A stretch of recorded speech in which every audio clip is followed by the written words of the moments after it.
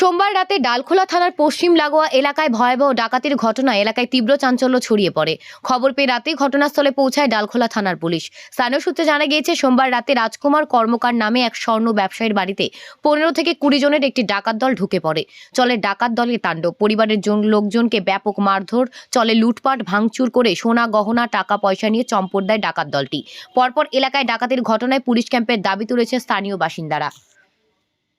একটা রাত্রেবেলা 11টা নাগাদ 11টা 10 মিনিট নাগাদ একটা ডাকাত দল এসে এই যে রাজকুমার কর্মকারের বাড়িতে এসে ঢুকলো।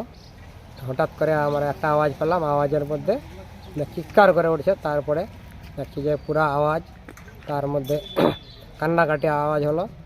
শুনতে পেলাম যে আমাদের ডাকাত দল ঢুকেছে।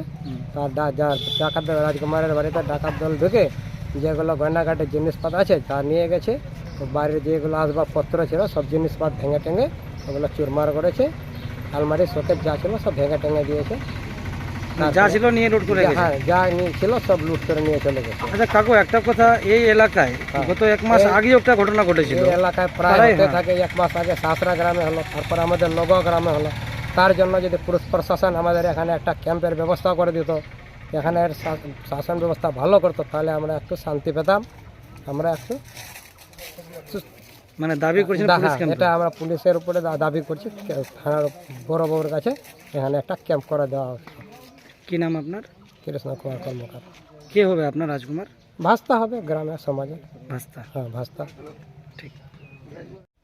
আমরা বাড়িতে শুয়েছিলাম, যখন পেচ্ছাপ লাগছে আমরা গ্রিল খুলে বের হয়ে চলে গেলাম বাথরুম থেকে পেচ্ছাপ করে যখন আমরা বাইরে শুতে যাচ্ছি, যখন উঠানে আসলাম তখন নজরটা উপরে আবার গেল বাথরুমের উপরে, ছাদের উপরে, ছাদের উপরে।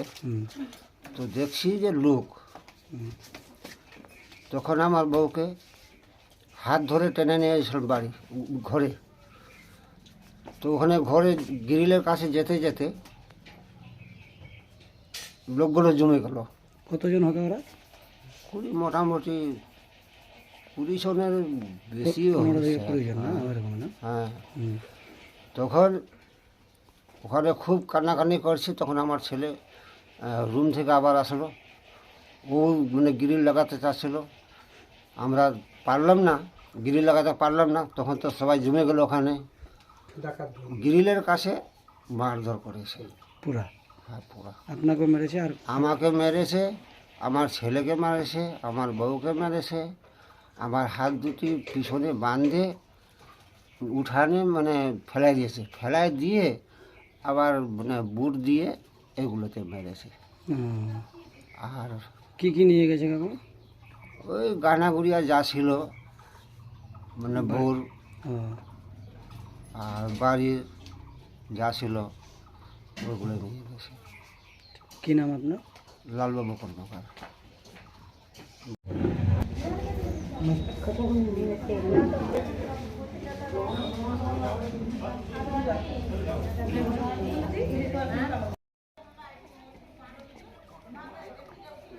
घरे हाँ मीडिया वाला बड़ा फोटो वोटो ले लो फिर।